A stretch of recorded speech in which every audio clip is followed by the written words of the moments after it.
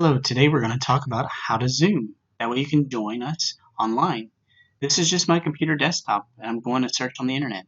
I'm going to use Google, so I click on Google. If I've not been on Zoom before, I need to download the app onto my computer. So in Google, I type Zoom, Z-O-O-M, and hit enter and see what happens. First thing on my search is Zoom video. So all I have to do is go to Zoom and click on the download button. Now, after it goes to that download link, there's a couple options it gives you. We want the first one, Zoom Client for Meetings. All we have to do is find the blue button that says Download and click on it. It shouldn't take long. You see that the window at the bottom is already executing the program. So I just clicked on that and said, let's go. And close that little Norton thing there. And the installation process has now begun for Zoom on my computer.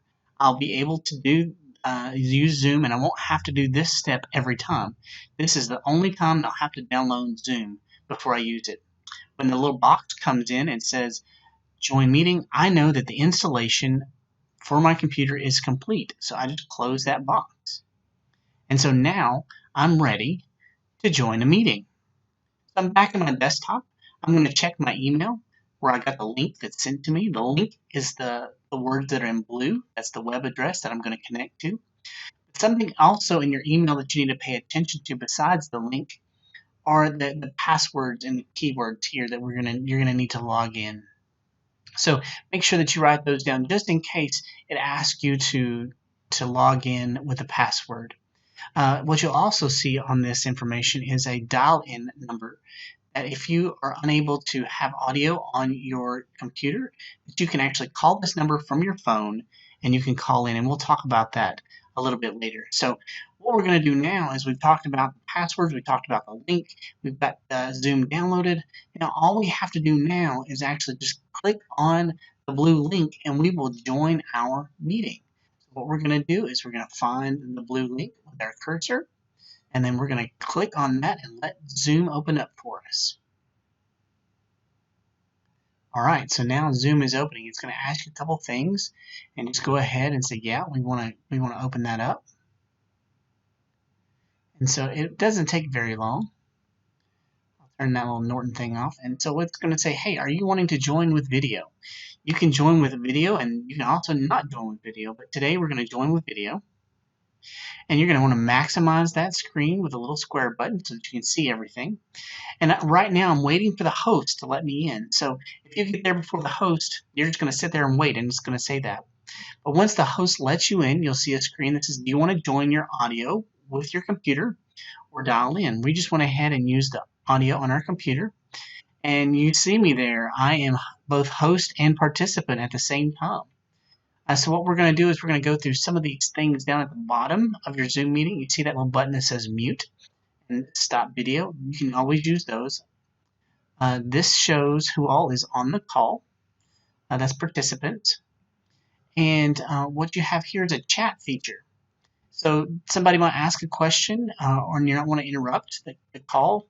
You can go ahead and type a message to anyone and everyone in the chat feature, just so that you know.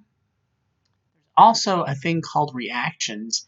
Sometimes the host might ask you to give me a thumbs up just to make sure that you're still paying attention. Or if you have a question, there's a thing that says, raise my hand. I have a question. Please pay attention. So these are just some things that as you're going through your Zoom meeting that you might need to know. And then when the meeting is done, you just click on the red leave button and it'll close. So what happens is, let's say your computer doesn't have a microphone. So what you can do is you can, as you're loading up in your video, it says set audio.